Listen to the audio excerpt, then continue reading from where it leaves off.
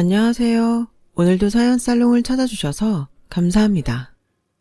요즘처럼 날씨가 갑자기 추워질 무렵이면 이따금씩 떠오르는 사연이 있어요.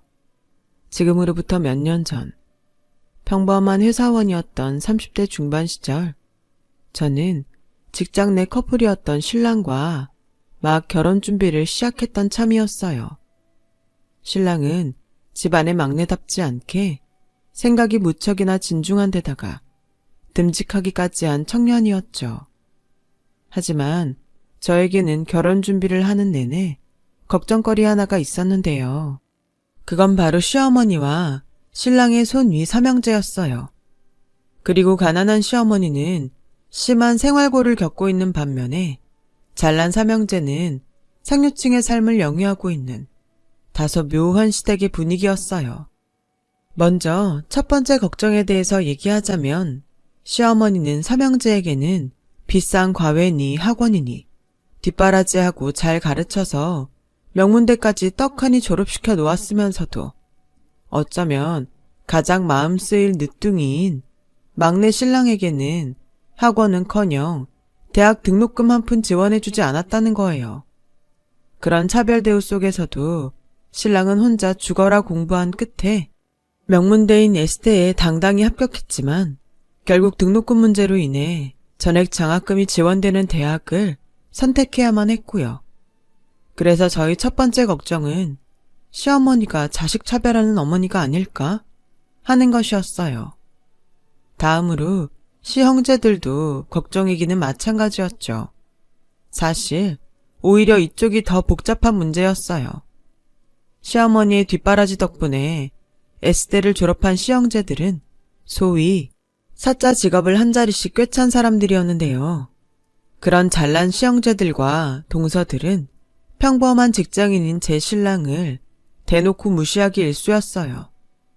어렵게 자란 늦둥이 막내를 감싸지는 못할 망정 4년째 겨우 졸업한 무식한 놈 취급하지를 않나, 사자 직업을 갖지도 못한 집안의 수치라고 해대지를 않나, 에스테 동문인 형제들끼리 가족 외식을 하겠다면서 신랑에게 먹다 남은 잔반으로 비빔밥이나 해먹으라고 희죽거리던 날에는 제 치가 다 떨릴 지경이었어요. 상황이 이러니 저의 두 번째 걱정은 당연히 시형제들의 인성 문제였죠. 그렇게 저는 걱정 속에서 상견례 날을 맞이하게 되었고 뜻밖에도 저와 친정 부모님 앞에 눈물로 고백하는 시어머니의 모습과 마주하게 되었어요. 걱정 많았지? 서운한 마음도 많았을 테고. 네?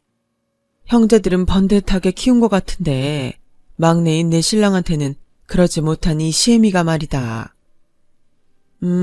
솔직히 말씀드리자면 맞아요. 어머님이 아들 자식 편애하는 사람일까봐 혹시라도 그렇다면 앞으로 아내이자 며느리로서 어떻게 대처해야 하나 그런 고민이 컸죠. 막내 동생을 쭈그리 취급하는 시형제들의 모습도 조금 걱정이었고요. 조금 많이요. 미안하다, 미안해. 그게 다 내 업보란다. 내가 우리 막내를 그렇게 내몰고야 말았어. 업보라뇨? 지금이야 국민연금으로 근근히 먹고 사는 처지라지만 한때 우리 집안은 떵떵거리며 살고도 남을 만큼 큰 부잣집이었단다. 얘기는 가끔 들어서 알아요. 신랑 말로는 자기는 기억도 잘 안 나는 옛날 얘기라고 하더라고요. 그치. 우리 늦둥이가 국민학교 몇 학년 때던가? 암튼 그 무렵이었으니까는. 대체 무슨 일이 있었던 건데요? IMF가 터졌어. 그때까지만 해도 멀쩡히 살아있던 내 시아버지의 사업이 쫄딱 망해버렸단다. 아, 네. 이어지는 시어머니의 사연은 갑작스런 IMF 사태로 인해 사업에 실패한 시아버님은 충격으로 비명횡사하셨고 하루아침에 과부가 되어버린 시어머니는 어마어마한 사업비까지 떠안고야 말았어요. 그 빚을 갚느라 막내 아들에게는 뒷바라지를 제대로 해줄 수가 없었대요. 또 그 바람에 시댁이 잘 나가던 시절에 성장한 삼형제들과 IMF 세대인 제 남편의 삶에 큰 차이가 발생하고야 말았고, 그 차이가 쭉 이어져 잘난 삼형제들이 제 남편을 무시하면서 살게 되었다더라고요. 그렇게 모든 사연을 털어놓은 시어머니는 저의 손을 꼭 잡아주며 연신 사과했어요. 막내를 다른 형제만큼 가르치지 못했다는 거, 막내가 다른 형제들만큼 부유한 삶을 살지 못하고 있다는 거, 그게 내 평생의 한이고 막내를 향한 미안함이란다. 어머님, 차라리 거기서 끝났으면 조금이나마 나았을 것을. 이를 어쩌니 내 업보를 너에게까지 떠안겨주게 생겼는데, 그래서 시애미랍시고 앉아있는 내 모습이 너에게 너무 죄스럽고 염치가 없구나. 어머님, 전 괜찮습니다. 힘들었던 사정도 전부 다 이해하고요. 저는 시어머니를 향한 걱정을 접었어요. IMF 때 무너진 집안이 한둘도 아니고 돈 때문에 결심한 결혼도 아니었던 데다가 신랑에게 뒷바라지를 해야 할 시기에 경제적 어려움이 닥쳐왔던 사정이 너무나 분명했고, 그런 사실을 숨기지 않고 고백하는 시어머니의 인품을 보아하니 집안이 망하지 않았더라면 신랑에게도 형제들과 똑같은 뒷바라지를 베풀었을 뿐일 테니까요. 그래서 저는 시어머니의 인품 딱 하나만 믿고 결혼을 다시금 결심하게 되었어요. 잘난 척 유세나 떨어대는 시형제들의 무시와 차별 속에서 신랑을 제 손으로 반드시 지켜주겠다는 다짐과 함께요. 그렇게 결혼에 꼴이 난 바로 직후부터 저는 그 다짐을 지키기 위해 시형제들과 맞서기 시작했어요. 매번 이런 식이었죠. 저기요, 셋째 아주버님, 듣자 하니 말이 너무 지나치네요. 뭐요? 사실이 그렇잖아요. 못 배운 혈육 집 밖에 내놓기 쪽팔리다뇨. 행여라도 어디 가서 한 식구라는 소리 하고 다니지 말라뇨. 생판 남한테 하는 소리라고 해도 욕을 바가지로 얻어먹을 판에 그게 지금 막내 동생한테 할 소리냐고요. 그러는 재수씨는 주제 넘는다는 생각은 안 드는 모양이죠? 왜 남의 집 일에 함부로 간섭하고 그럽니까? 남의 집 일이 아니니까 이러죠. 제 남편 일이고 저도 엄연히 이 집 식구니까 이러죠. 그리고 큰아주버님하고 둘째 아주버님도 사람이 그러면 안 되는 거예요. 손윗사람이면 손윗사람답게 중재하고 말리지는 못할 망정. 이게 뭐냐고요. 매번 제일 먼저 나서서 막내 무시나 해대지를 않나. 집안의 험하고 굳은 일은 모조리 다 떠넘기려고 들려고 하질 않나. 물론 시형제들도 가만히 듣고만 있지는 않았죠. 형님들도 갈수록 극성맞아졌고요. 하지만 저에게는 세상 든든한 신랑과 시어머니가 있었어요. 시댁 식구들로부터 늘 저를 지켜주었거든요. 내 그동안 자식 버릇없이 잘못 키운 죄인 입장이라 모두 내 부덕을 탓하며 참아왔다만 앞으로 할 말은 하고 살아야겠구나. 재수씨도 모자라서 엄마까지 왜 이래? 집안 꼴 잘 돌아간다 아주. 그래 이놈아, 집안 꼴 잘 돌아간다 아주. 형이라는 놈이 한참 어린 동생을 이끌어줘야지. 그저 입만 열었다 하면 흠이나 잡아대고 괴롭히기나 해대고 새아가 말 틀린 거 하나도 없어. 세상 그렇게 살면 못 쓰는 거야 이놈들아. 내 생각도 마찬가지야 형. 나 무시하는 것도 모자라서 우리 와이프한테까지 핏대 세우는 걸 당하고 있을 만큼 내가 바보로 보였어? 그랬다면 착각이야. 분명하게 말하는데 다시는 나 무시하지 마. 내 와이프까지 무시할 생각은 더더욱 꿈도 꾸지 말고. 이처럼 저희 부부와 시어머니는 아주 죽이 잘 맞는 콤비였어요. 덕분에 시형제들의 기세는 하루가 다르게 꺾여나가기 시작했죠. 하지만 아주 갑작스러운 사건이 있었어요. 저에게는 세상 둘도 없이 의지가 되어주었던 시어머니가 쓰러지더니 사실상 반신불수가 되어 돌아왔거든요. 대대로 시어머니 쪽 집안 가족 병력이었던 중풍 때문이라고 했죠. 말이 어눌해진 시어머니는 짧은 의사소통 한마디조차 쉽게 할 수 없게 되었고 화장실조차 혼자서는 다니기 힘들게 되고야 말았어요. 그런 시어머니를 두고 주변에서는 잘 키운 사짜 직업 삼형제 덕분에 큰 걱정 없겠다고들 했지만 정작 시어머니의 뒷바라지를 독차지하며 자란 잘난 삼형제들은 병수발을 들려고 하지 않았어요. 심지어 자기들끼리 떠들어댄다는 말이 글쎄.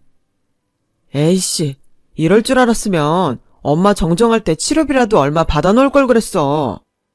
왜? 네가 엄마 병수발이라도 들게? 집안 말아먹은 놓친네 돈이 있어봤자 뭐 얼마나 있다고. 작은 형은 무슨 말을 그렇게 험하게 해? 병수발이라니. 당장 내 코가 석잔데. 작은 형이랑 큰 형도 뭐 그닥 안심할 입장은 아니거든? 중풍이 엄마 쪽 집안 병력이면 급히 물려받은 우리도 위험하다는 얘기잖아. 그게 그렇게 되나? 암튼 놓친네 이래저래 자식들 발목이나 잡아대고 말이야. 이런 대화를 듣고 있자니 저희 부부는 그야말로 속이 썩어 문드러질 지경이었죠. 저희는 가만히 듣고만 있었냐고요? 물론 핏대를 세워가며 따졌죠. 저희 부부가 목이 다 쉬어버릴 만큼 따진 덕분에 시어머니의 병수발을 위한 대책 마련을 시작할 수가 있었어요.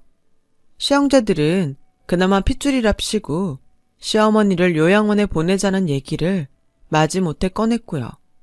물론 당연히 동의할 수 없는 제안이었죠.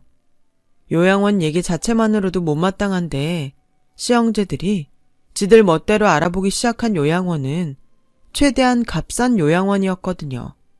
설상가상 이번에는 형님들이 들고 일어났어요.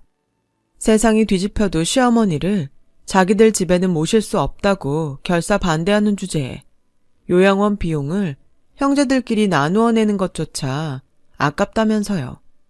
저는 결국 참다 또 한 번 폭발하고야 말았죠. 아주버님들, 그리고 형님들, 당신들이 지금 제정신입니까? 재수씨는 매번 선을 너무 넘어. 그 세대들은 성격이 다 그 모양인가? 글쎄요. 선을 넘는 건 당신들이죠. 당신들이 자식이라면, 당신들도 사람이라면 인간의 탈을 뒤집어 쓴 입에서 싸구려 요양원이니 그 비용마저도 아깝다느니 하는 얘기들은 나올 수가 없을 테니까. 이봐요, 재수씨. 우리 어머님이 왜 요양원에 들어가셔야 하는데 장성한 자식 넷이나 멀쩡히 두고 왜? 뭘 모르면 그냥 잠자코 우리가 하자는 대로 하기나 해요. 아닌 말로다가 엄마 최대한 값싸게 모실 수 있으면 두루두루 좋은 거 아뇨. 오히려 없이 사는 재수씨네 입장에서야 제일 이득일 거고. 그렇게는 못하겠는데요. 못하겠다면 직접 병수발 드시게? 그럴 능력이나 있나 몰라? 그렇게 잘 배우고 잘났다는 양반이 의외로 무식한 구석이 있네요. 하긴 맨날 이런 식이었지. 뭐? 무식? 잘 들어요. 아픈 부모 모시는데 제일 필요한 건 정성이야. 사랑이고 마음이야. 그래서 우리 어머님은 내가 모십니다. 배응망덕한 당신들 대신에. 그렇게 호언장담하며 돌아섰지만 시형제들은 반신반의하는 눈치였어요. 그럴만도 했던 것이 맞벌이 부부인 저희 입장에서는 몸조차 제대로 가누지 못하는 시어머니를 24시간 케어하기는 어려운 상황이었으니까요. 저는 흔쾌히 사직서를 내면서까지 신혼집으로 시어머니를 모셔왔어요. 시어머니가 행여라도 저에게 작은 미안함이라도 품지 않도록 거짓말도 쳐가면서요. 어머님 때문 아니에요. 정말 저희 결혼한 지 벌써 꽤 됐는데 아직 아이가 없어서 사직서 낸 거예요. 여유를 가지고 몸 관리도 해가면서 임신 준비도 하고 육아 공부도 하고 뭐 그럴 겸 해서요. 그러니까 절대 미안하지 마세요. 아셨죠? 그럼에도 어머님이 중풍으로 인해 삐뚤빼뚤한 글씨로 고맙다. 언젠가는 복으로 돌아올 일 있을 거야. 하는 편지를 적어 저희 부부에게 건넬 때면 저는 늘 한결같이 대답했어요. 저희가 어머님 자식이잖아요. 아들이고 딸이잖아요. 어머님이 신랑을 낳아준 것만으로도 충분히 복받았어요. 진심으로. 그로부터 몇 년 뒤 어느덧 30대 후반에 접어든 제가 임신에 성공하고 또 출산을 앞둔 만삭이 되었을 무렵 그동안 연락 한 번 없던 시형제들이 곧 태어날 조카 소식을 듣고 찾아왔어요. 시형제들은 애 낳고 키우고 하려면 힘들 거라면서 대뜸 시어머니를 자신들이 모셔가겠다는 제안을 걸어오더라고요. 하지만 저희 부부는 완강하게 반대했어요. 시형제들을 향한 원망과 실망이 워낙에 컸기 때문이었죠. 그러나 시형제들은 결국 문제의 그날, 저는 간병인에게 시어머니를 잠시 부탁해둔 채로 산부인과 진료를 받고 있었는데요. 한껏 겁에 질린 간병인으로부터 전화가 한 통 걸려왔어요. 시형제들이 제가 병원에 있는 틈을 타서 시어머니를 차에 태우고 있다는 전화였죠. 순간 아차 싶었던 저는 일단 간병인에게 택시를 타고 시형제들의 차를 따라가 달라고 부탁했고 신랑과 함께 간병인이 불러주는 주소로 급히 향했어요. 마침내 시형제들이 시어머니를 데리고 갔다는 그곳의 정체가 눈앞에 펼쳐지는 순간 저희 부부는 아무런 말도 하지 못했어요. 대체 어떤 말과 단어를 가져다 쓰면 그 심경을 반이라도 담아낼 수 있을지 도저히 생각이 나지 않았거든요. 그곳은 오래지 않아 세상을 떠날 사람들이 여생을 정리하는 호스피스 병원이었어요. 저희 부부는 시형제들이 시어머니를 금방 죽을 사람 취급했다는 사실에 격분했고 그들과 몸싸움까지 벌여가며 시어머니를 구해 신혼집으로 다시 모셨어요. 안정을 되찾은 시어머니가 깊게 잠든 것을 확인하고 나서야 시형제들에게 쳐들어갔죠. 그런데 시형제들은 변호사들을 각자 하나씩 낀 채로 무언가 심각하게 얘기를 나누고 있더라고요. 변호사는 왜요? 그렇게 겁이 났어요? 우리가 고소라도 할까봐? 근데 어째? 우린 당신들 고소할 생각 없는데. 고소는 사람한테 하는 거지. 당신들 같은 짐승한테는 아무짝에도 소용 없을 테니까. 못 배운 티 그만 내고 이리 와서 좀 앉죠. 나중에 서운하다는 소리 안 하려면. 더 서운할 게 남았나요? 짠맛 쓴맛 결국에는 막장까지 다 보여줘 놓고? 차라리 솔직해집시다. 재수씨가 우리보다 먼저 알고 엄마 모셔갔던 거 아냐? 우리 지금 한국말로 얘기하는 거 맞나요? 왜 이렇게 얘기가 안 통해? 제가 당신들보다 대체 뭘 먼저 알았다는 건데요? 재수씨가 똥오줌 치워가면서 그 험한 중풍 병수발 들었던 이유, 유산. 사람을 업신여기는 것도 유분수지. 내가 어머님 모셔가면서 충분히 말했죠. 자식된 도리로 모셔가는 거라고. 근데 뭐? 유산? 끼워 넣을 걸 끼워 넣어야지. 아님 말고요. 우리 뭐 재수씨랑 막내가 부모 직접 모신 자식한테 더 큰 지분을 배당하게 되어 있는 법 때문에 데려다 모신 줄 알았지. 아닙니다. 아니니까 다시는 상속 얘기 꺼내지도 말고 어머님 앞에 나타나지도 말아요. 진심 확실해요? 그 마음 절대 안 변하고 끝까지 책임질 수 있냐고요? 당연히 책임져야죠. 하지만 한 번만 더 이런 말도 안 되는 짓거리 벌이면 그땐 진짜 가만 안 있어요. 알았어요?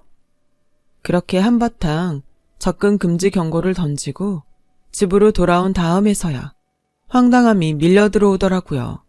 난데없는 유산지분 분할 타령이라니. 시아버님의 사업빚을 갚느라 온갖 고생을 다했던 시어머니가 재산을 모았으면 얼마나 모았고 숨기면 또 얼마나 숨겨뒀다고 저러는 건지 저희 부부로서는 좀처럼 이해할 수 없는 일이었죠. 그런 와중에 다행이었던 건 경고가 제대로 먹혀든 모양이라는 점이었어요. 시형제들이 한동안 잠잠했거든요. 그해 겨울 만삭이던 제가 아들을 낳던 날 사랑스러운 손주의 새끼손가락을 조심조심 맞잡으며 첫인사를 나눈 시어머니는 숨을 거두었어요. 저희 부부와 손주가 지켜보는 가운데 아주 평온한 미소로요. 그런데 시어머니가 위독하다는 소식을 아무리 전해봤자 코빼기 한 번을 비추질 않던 시형제들이 장례식장이 다 차려지고 나서야 뻔뻔한 얼굴을 들이밀며 나타났어요. 그것도 각자 변호사 한 사람씩을 또 옆에 낀 채로 말이에요.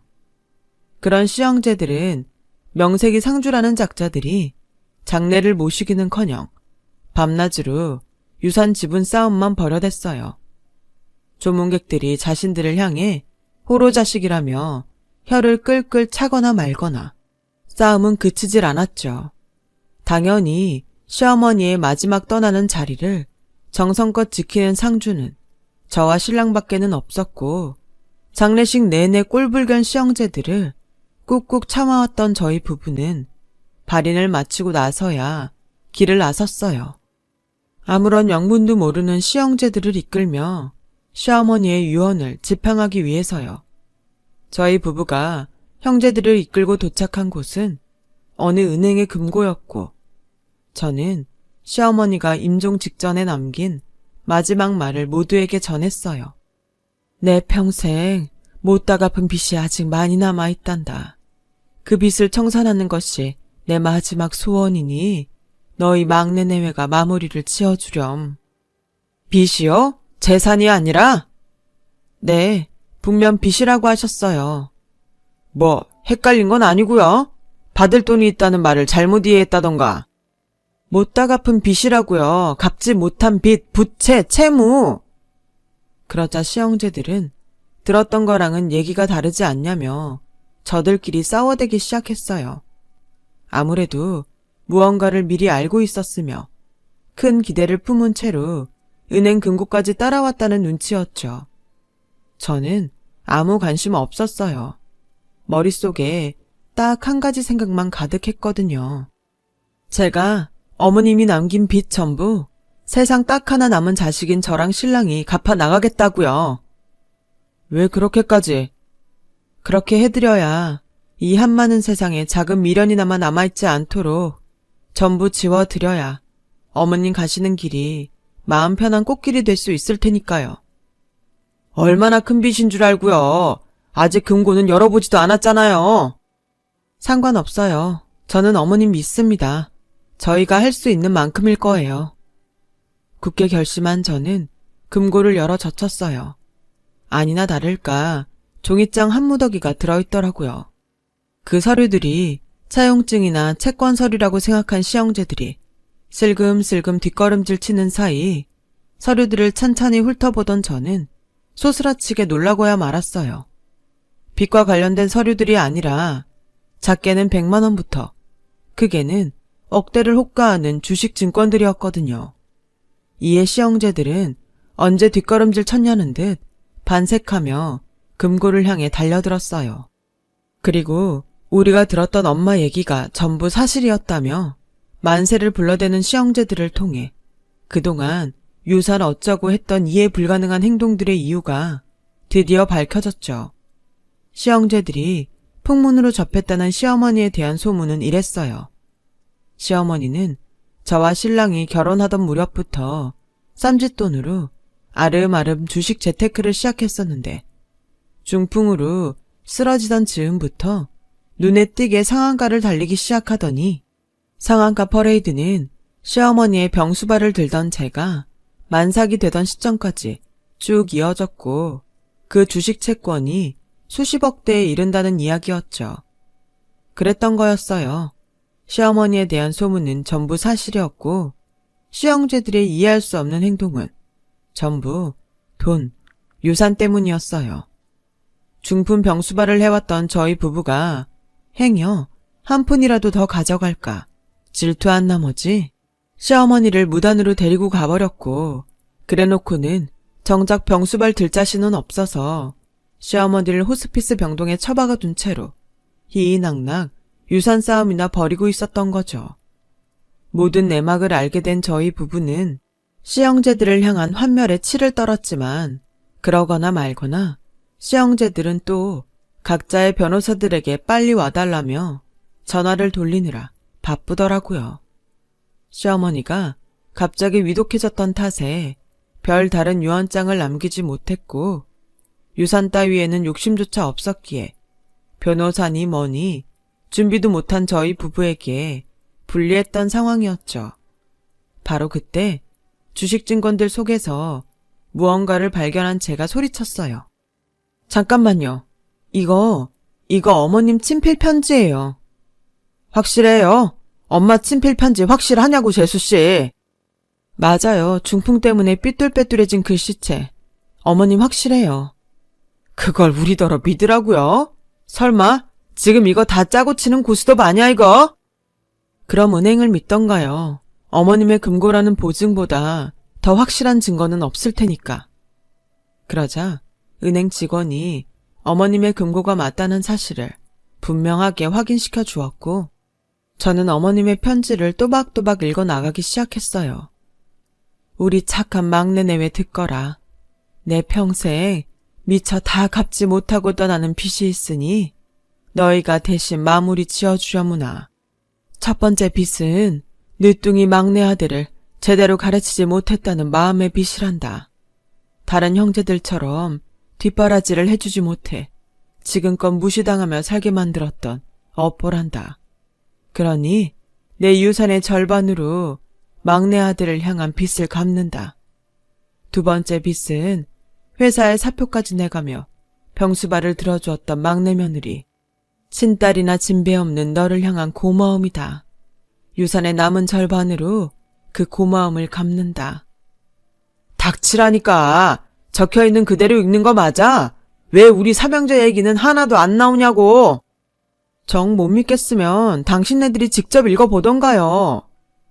마침 씨형제들이 연락했던 변호사들이 헐레벌떡 도착했고 그중 대표 변호사 하나가 시어머니의 편지를 넘겨받아 마저 읽게 되었어요. 너희가 이 편지를 읽는다는 건 내 삶이 다했다는 것이겠지. 순리인이 너무 슬퍼 말고 떠나는 길에서야 편지를 공개한다며 서운해 말거라. 형제놈들로부터 너희를 지키고자 죽은 뒤에야 이 이야기를 전할 수밖에 없었어. 살아 생전에 유언장을 공표하면 내용을 고쳐놓으라는 성화에 나와 막내 내외가 모진 고생을 했을 테니 말이다. 더불어 한창 경황 없을 막내 내외를 위해 공증까지 맞춰두었으니 너희 금수만도 못한 형제들은 10원 한 잔 눈독 들이지 말고 썩 물러가거라. 평생 반성하며 살아. 내 저승에서도 똑똑히 지켜볼 거니까. 시어머니의 편지는 동시에 유서인 셈이었어요. 글귀의 내용대로 유일한 유언장임을 증명하는 공증서류가 발견되었으니까요. 이에 변호사들마저 시형제들에게 고개를 내저으며 저희 부부가 상속을 포기하지 않는 한 그들에게 돌아갈 재산은 없다는 사실을 전했고 잠시 고민하던 저는 마침내 대답했어요. 정말 유산 욕심 같은 건 전혀 없었어요. 금고를 열던 그 순간까지 단 한 번도. 지금도 마찬가지예요. 하지만 어머님이 아주버님들을 자식 취급 안 하기로 했으니 당신들은 권리 없어요. 어머님에게는 오직 저와 신랑만이 세상 유일한 자식이었으니 마지막 떠나는 마음 감사하게 받겠습니다. 그렇게 지금 수십억 유산을 상속받은 저희 부부는 이전과 다름없는 삶을 살고 있어요. 남편은 여전히 직장을 다녀요. 큰 부자가 되었음에도 겸손함과 성실함을 잃지 않았죠. 저는 육아를 하는 한편으로 요양병원에 봉사활동을 다니고 있어요. 요양병원의 어르신들이 저를 두고 글쎄 천사라네요. 그만큼 열심히 해왔고 이쁨도 받는다는 뜻이겠죠. 애석하게도 금수만도 못한 시형제들은 여전히 사자 직업 덕분에 잘 먹고 잘 살아요. 그렇다고 해서 너무 억울하게 생각하지 않으려고요. 그 자식들도 시형제들을 꼭 빼닮았는지 부모를 공경하기는커녕 돈으로밖에 안 보거든요. 뭐 부모가 할머니를 어떻게 대했는지 뻔히 보고 자랐으니 아주 당연한 일이겠죠. 그래서 시형제들의 삶은 결국 실패해버린 것과 다름없는 것 같아요. 훗날 시형제들이 늙고 병들었을 때 자식들로부터 어떤 대접을 받을지가 아주 훤하니까요. 항상 좋은 마음으로 바르게 삶을 살아가 보려 합니다. 그들과는 반대로 우리 아들은 사람같이 따뜻하게 자라지 않을까요? 긴 이야기 들어주셔서 감사해요. 항상 건강하시고 하고자 하시는 일 모두 이루시길 바랍니다. 여러분, 사연 댓글에 응원과 현명한 조언 부탁드려요. 좋아요와 구독은 저에게 큰 힘이 됩니다. 오늘도 좋은 일 가득하세요.